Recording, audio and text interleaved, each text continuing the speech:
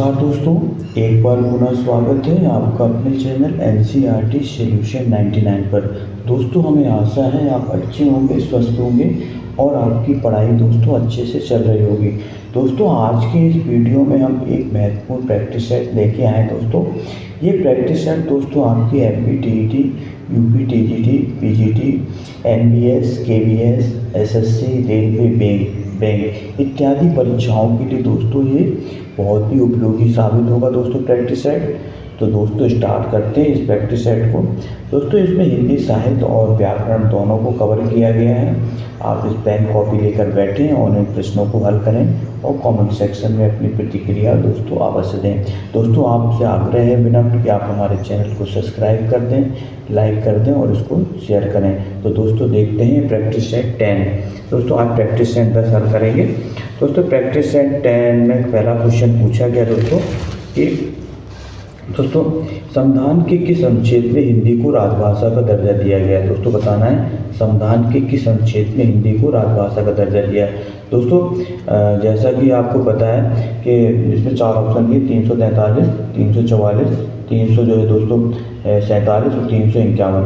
दोस्तों ये भारत के संविधान में अनुच्छेद 343(1) में दोस्तों राजभाषा के लिए निर्देश दिया गया दोस्तों, जिसमें जो है 8वीं अनुसूची में दोस्तों 22 जो है भाषाओं को रखा गया है। दोस्तों ये बहुत ही महत्वपूर्ण प्रश्न है, इस प्रश्न को आप अच्छी तरह से नोट डाउन करें और इस प्रश्न को नोट कर लें। दूसरा क्वेश्चन दोस्तों देश के बहुसंख्यक लोगों द्वारा बोले जाने वाली भाषा को दोस्तों क्या कहते हैं। तो दोस्तों देश के बहुसंख्यक लोगों द्वारा बोली जाने वाली भाषा को क्या कहते हैं दोस्तों। राजभाषा, राष्ट्रभाषा, मानक भाषा और संपर्क भाषा। तो दोस्तों देश के बहुसंख्यक लोगों द्वारा बोली जाने वाली भाषा को दोस्तों हम राष्ट्रभाषा कहते हैं। दोस्तों इसका राइट आंसर है बी, नेशनल लैंग्वेज। दोस्तों हिंदी हमारी राष्ट्रभाषा नहीं है, बल्कि हिंदी हमारी दोस्तों राजभाषा है। दोस्तों इसको आप अच्छी तरह से याद रखेंगे। इसके बाद दोस्तों प्रश्न क्रमांक दोस्तों देखते हैं तीसरा, सरकारी कामकाज की भाषा जो संविधान में स्वीकृत की गई है।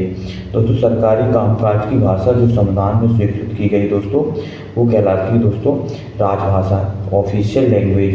दोस्तों जितने भी सरकारी विभाग हैं उसमें जो है जिस भाषा का प्रयोग किया जाता है दोस्तों वो राजभाषा कहलाती है, सरकारी कामकाज की भाषा। इसे दोस्तों ऑफिशियल लैंग्वेज कहा जाता है।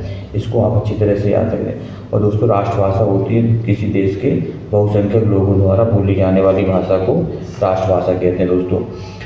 इसके बाद दोस्तों प्रश्न क्रमांक 14 पूछा गया है, हिंदी भाषा किस लिपि में लिखी जाती है। दोस्तों संविधान के अनुच्छेद 343 में दोस्तों स्पष्ट किया है दोस्तों कि हिंदी जो है हमारी क्या है राजभाषा है और इसकी लिपि दोस्तों देवनागरी है।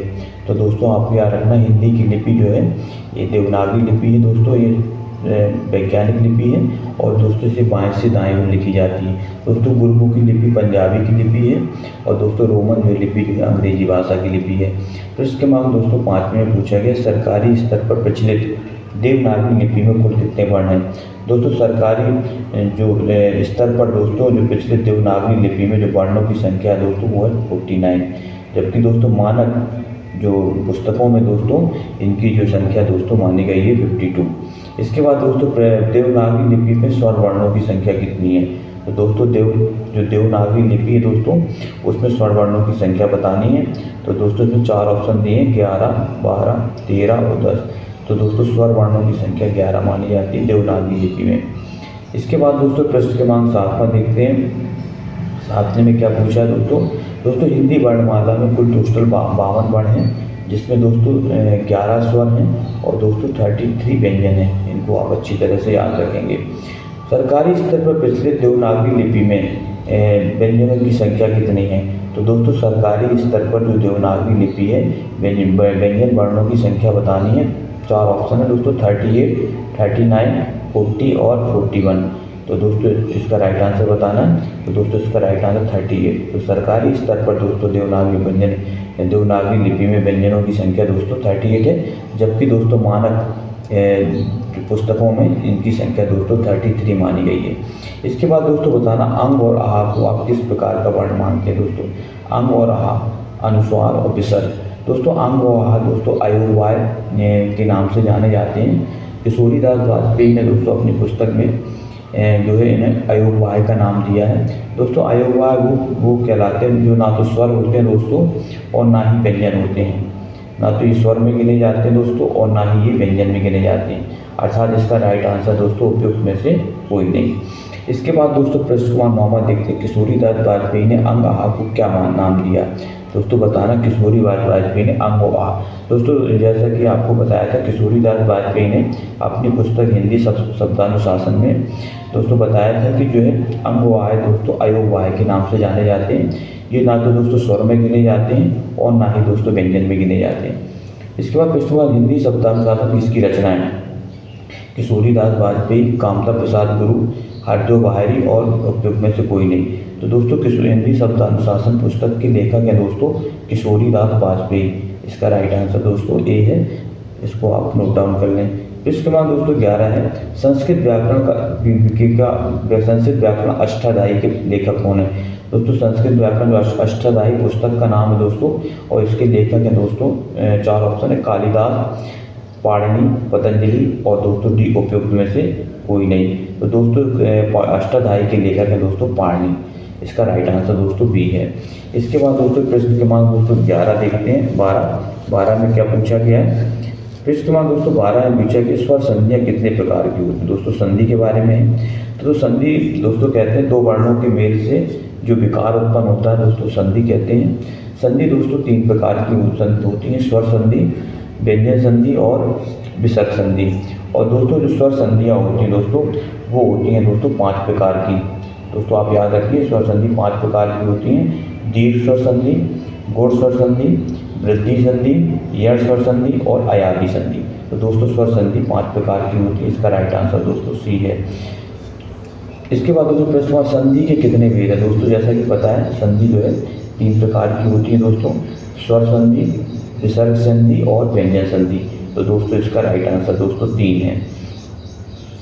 प्रश्न क्रमांक दोस्तों 14 देखते हैं, जगन्नाथ में कौन सी संधि है। दोस्तों जगन्नाथ का विक्रय करेंगे तो दोस्तों हो जाएगा जगत प्लस नाथ। क्या होगा दोस्तों, जगत प्लस नाथ। और दोस्तों ये व्यंजन संधि का उदाहरण है। तो इसका राइट आंसर दोस्तों बी है। 11वें का राइट आंसर दोस्तों बी है। प्रश्न क्रमांक दोस्तों 12 देखते हैं, मनोरोग में कौन सी संधि है। दोस्तों मनोरोग में संधि बताना है। तो 4 ऑप्शन है दोस्तों, स्वर संधि, व्यंजन संधि, विसर्ग संधि और ये सभी। तो दोस्तों मनोरोग जो का जो संधि विच्छेद करेंगे मनोरोग का, तो संधि विच्छेद होगा दोस्तों मना प्लस रोग से मिलकर दोस्तों मनोरोग बनता है। दोस्तों विसर्ग के बाद दोस्तों जब किसी व्यंजन का प्रयोग करते हैं तो दोस्तों दोनों का मिलकर दोस्तों ओ हो जाता है। क्या हो जाता है दोस्तों, ओ। विसर्ग के बाद अगर कोई व्यंजन का दोस्तों आता है तो दोनों को मिलकर के दोस्तों ओ हो जाता है, इसलिए मनोरोग, मना प्लस रोग अर्थात मनोरोग। इसका राइट आंसर दोस्तों विसर्ग संधि। प्रश्न क्रमांक 15 का राइट आंसर दोस्तों विसर्ग संधि। इसके बाद दोस्तों प्रश्न क्रमांक दोस्तों 16 देखते हैं, गायक का सही संधि विच्छेद क्या होगा।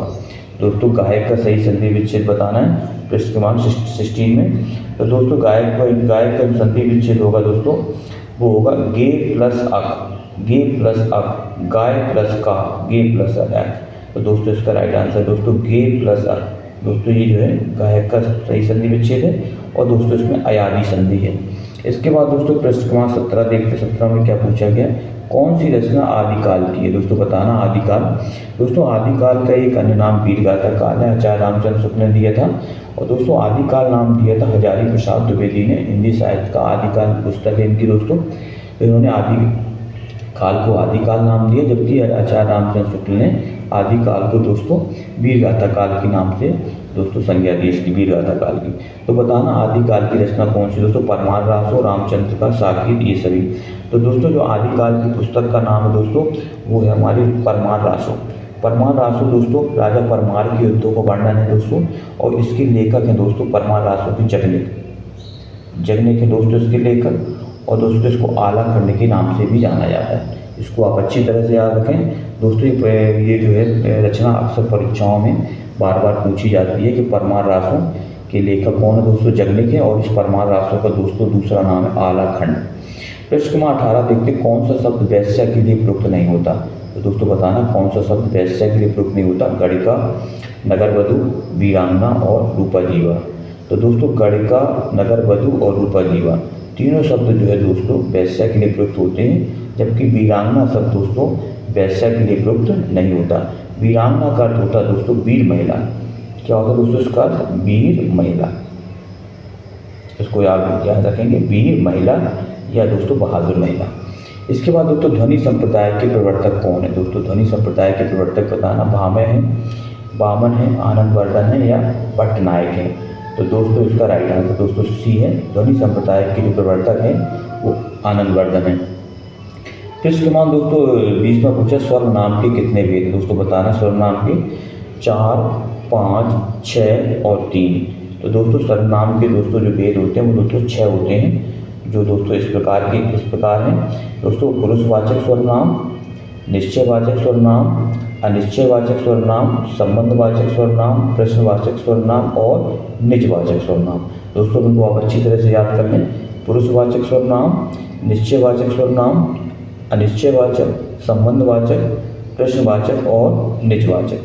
तो दोस्तों इस प्रकार सर्वनाम के दोस्तों 6 भेद हैं, आप याद रखेंगे अच्छी तरह से। पृष्ठवाक्य कैसे पूछा? कोई कुछ किस प्रकार के सर्वनाम है? दोस्तों अभी हमने बताया था अनिश्चयवाचक सर्वनाम वहाँ होता है जैसे कोई कुछ, इस तरह जो है। तो इस तरह में दोस्तों अनिश्चयवाचक पूछा है जो कोई कुछ किस प्रकार का सर्वनाम है, तो दोस्तों ये अनिश्चयवाचक सर्वनाम में आएगा। दोस्तों किसमें आएगा? अनिश्चयवाचक में। तो दोस्तों 21 का जो राइट आंसर है दोस्तों वो है सी। इसके बाद दोस्तों प्रश्न क्रमांक 22 पूछा गया भूरि भूरि भेदभाव भूमि से भगा दिया, कौन सा अलंकार? भूरि भूरि भेदभाव भूमि से भर कौन सा अलंकार है? यमक, श्लेष, अनुप्रास और अनुक्र। दोस्तों जो पंक्ति दी है दोस्तों इसमें हम देखते हैं कि जो भाव वर्ण की आवृत्ति बार बार हुई है। दोस्तों भाव वर्ण की आवृत्ति बार बार हुई है, इसलिए दोस्तों यहाँ पे अनुप्रास अलंकार है। अनुप्रास अलंकार दोस्तों वह अलंकार होता है जहाँ किसी वर्ण या अक्षर की जो आवृत्ति जो है एक से अधिक बार होती है। दोस्तों इसका एक अनुदाहरण है चारू चंद्र की चंचल किरणें खेल रही थी जलथल में। ये भी दोस्तों इसका एक महत्वपूर्ण उदाहरण है। इसके बाद दोस्तों प्रश्न क्रमांक देखते हैं 23 क्वेश्चन में क्या पूछा गया दोस्तों आपसे एक बार पुनः आग्रह दोस्तों, हम आपके लिए दोस्तों सामान्य ज्ञान, सामान्य विज्ञान, सामान्य हिंदी और दोस्तों साहित्य से संबंधित प्रश्नोत्तरी लेकर आते रहते हैं। दोस्तों आप हमारे चैनल को दोस्तों सब्सक्राइब कर दें और हमें अपना सहयोग दोस्तों देते रहें। इसी तरह हम आपके लिए दोस्तों नई नई प्रश्नोत्तरी लाते रहेंगे। दोस्तों आपका सब्सक्राइब हमें एक नया मोटिवेशन देता है। इसी तरह हम आपके लिए अच्छी अच्छी वीडियो लेके आते रहेंगे। प्रश्न 30-20 में पूछा गया इनमें से दोस्तों बताना कौन सा दोस्तों अर्थालंकार है। दोस्तों अलंकार दोस्तों 3 प्रकार के होते हैं दोस्तों, शब्दालंकार, अर्थालंकार, उभय अलंकार। दोस्तों शब्दालंकार वो होते हैं जो शब्द के आधार पर काव्य की शोभा बढ़ाते हैं। अर्थालंकार दोस्तों वो होते हैं जो अर्थ के आधार पर काव्य की शोभा बढ़ाते हैं। और दोस्तों उभय अलंकार वो होते हैं जो शब्द और अर्थ दोनों के आधार पर काव्य की शोभा बढ़ाते हैं। तो इसमें बताना कौन सा दोस्तों अर्थालंकार है। तो 4 ऑप्शन दिए थे, अनुप्रास, यमक, श्लेष और उपमा। तो दोस्तों इसमें जो अर्थालंकार है दोस्तों वो है उपमा, जबकि दोस्तों अनुप्रास, यमक और श्लेष ये तीनों दोस्तों अर्थालंकार है। और दोस्तों अर्थालंकार में दोस्तों कुछ और भी अलंकार आते हैं दोस्तों, जिसमें जो है वक्रोक्ति अलंकार आता है दोस्तों, और श्लेष अलंकार आता है, यमक अलंकार आता है और दोस्तों पुनरुक्ति प्रकाश, ये दोस्तों अलंकार जो है शब्द अलंकार में आते हैं। बाकी दोस्तों सब बाकी इसके अलावा जो अर्थ अलंकार है। पीतर पात सरिस मंडोला में कौन सा अलंकार है? पीतर पात सरिस मंडोला में कौन सा अलंकार है? उपमा, उत्प्रेक्षा, रूपक और भ्रांतिमान। तो दोस्तों बताना प्रश्न क्रमांक 24 का राइट आंसर क्या है?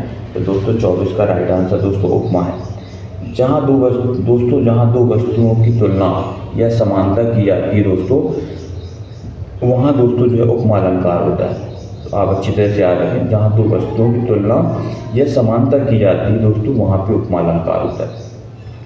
पृष्ठ क्रमांक दोस्तों विवश रस का स्थायी भाव। दोस्तों आप रस से संबंधित दोस्तों एक प्रश्न हर परीक्षा में बनता है। आप रसों को अच्छी तरह से देख लें, उनके दोस्तों रसों की संख्या, उनके स्थायी भाव, उनके अंग दोस्तों और उनके संचारी भाव, ये दोस्तों अच्छी तरह से आप देख लें। दोस्तों विवश रस का स्थायी भाव आता है। दोस्तों विवश रस 4 ऑप्शन रति, जुगुप्सा, क्रोध और हास। तो दोस्तों बीभत्स रस का स्थायी भाव दोस्तों जुगप्सा होता है, दोस्तों घृणा भी बोलते हैं। जो जुगप्सा का दोस्तों एक अन्य नाम घृणा है। दोस्तों रति जो है स्थायी भाव दोस्तों वो है श्रृंगार रस का। क्रोध रस दोस्तों स्थायी भाव है रौद्र रस का। और हास रस का दोस्तों स्थायी भाव है हास रस का। इसके बाद दोस्तों प्रश्न क्रमांक दोस्तों 26 में देखते हैं, लक्ष्मण का पर्यायवाची बताना है। रामानुज, लखन, सुमित्रानंद और दोस्तों सुमित्रानंदन और ये सभी। तो दोस्तों इसका जो राइट आंसर है दोस्तों वो है दोस्तों जो लक्ष्मण का पर्याय दोस्तों ये सभी जो है दोस्तों राम लक्ष्मण के पर्यायवाची हैं। इसके बाद दोस्तों प्रश्न क्रमांक दोस्तों 27 में देखते हैं, लक्ष्मी का पर्यायवाची नहीं है दोस्तों, बताना कौन सा शब्द का जो अर्थ बाकी से अलग है। निशा, यामिनी, भामिनी और विभावरी। तो दोस्तों बताना कौन सा जो है तीनों से अलग है। तो दोस्तों निशा माने होता है रात्रि, यामिनी माने भी दोस्तों रात्रि होता है और विभावरी माने भी रात्रि होता है, जबकि दोस्तों भामिनी जो है तीनों से अलग है। इसका राइट आंसर दोस्तों सी है।